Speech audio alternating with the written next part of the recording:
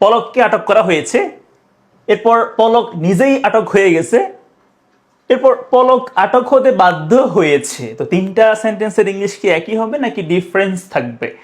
কিভাবে করব দেখেন, প্রথমটা হচ্ছে প্যাসিভে আছে, কেমন? কারণ হচ্ছে পলক কিন্তু আটক করেনি, ওকে আটক করা হয়েছে, মানে ওকে অন্য কেউ আটক করেছে। তাহলে পলককে আটক করা হয়েছে, এটা প্যাসিভ হবে, কেমন? আচ্ছা, পলক আটক হওয়া হচ্ছে গেট অ্যারেস্টেড।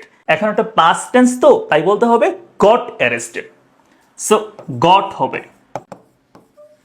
শেষ। ফলক গট অ্যারেস্টেড মানে ওকে গ্রেপ্তার করা হয়েছে।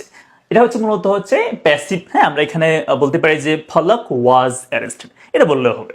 আচ্ছা, ফলক নিজেই গ্রেপ্তার বা আটক হয়ে গেছে, এখন ওটা কি ইংলিশ কি চেঞ্জ হবে? দেখেন, আসলে এটাও কিন্তু প্যাসিভ। হ্যাঁ, কেউ কখনো নিজেই গ্রেপ্তার হতে পারে না, ওকে অবশ্য অন্য কেউ গ্রেপ্তার করবে। সো এটা ইংলিশটা সেম থাকবে। দেখেন, ফলক একটু চেঞ্জ হবে। দেখেন, ফলক গট অ্যারেস্টেড। আচ্ছা, যেহেতু বলেছে নিজে নিজে, এখন এটা বলতে হবে বাই, একটা পুরুষ তো, তাই হিমসেলফ হবে। হ্যাঁ, তাহলে বাই হিমসেলফ, ঠিক আছে, এটা বললেই হয়ে যাবে।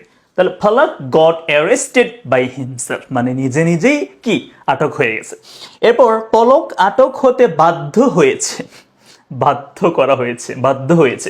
দেখেন, এর মানে হচ্ছে পলককে আটক হতে বাধ্য করা হয়েছে, এটাও কিন্তু প্যাসিভ আছে। তাহলে বলতে হবে ফলক ওয়াজ ফোর্সড।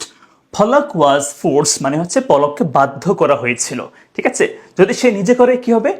ফলক ফোর্সড হবে, সে নিজে করলে। বাট তাকে বাধ্য করা হয়েছে না, মানে অন্য কারোর দ্বারা, এটাও প্যাসিভ হবে। তাহলে ফলক ওয়াজ ফোর্সড মানে ফলককে বাধ্য করা হয়েছিল, আমাকে বাধ্য করা হয়েছিল, আই ওয়াজ ফোর্সড, ঠিক আছে। তাহলে ফলক ওয়াজ ফোর্সড। এরপর আটক হতে বলছে না, এটা হচ্ছে টু। আপনি এখানে অ্যারেস্ট বললে কিন্তু হবে না, কারণ সে কিন্তু গ্রেপ্তার করেনি, তাকে গ্রেপ্তার করা হয়েছে। তাহলে এখানে হবে টু বি অ্যারেস্টেড, ঠিক আছে, টু বি অ্যারেস্টেড। বোঝা গেল? এটা প্যাসিভ তো, এই জন্য এটা হবে। আপনি টু অ্যারেস্ট বলে কিন্তু হবে না। তাহলে ফলক ওয়াজ ফোর্সড টু বি অ্যারেস্টেড মানে পলককে গ্রেপ্তার হতে, হ্যাঁ, বাধ্য করা হয়েছিল। তো এই হচ্ছে ইংলিশটা। Thanks for watching. আসসালামু আলাইকুম।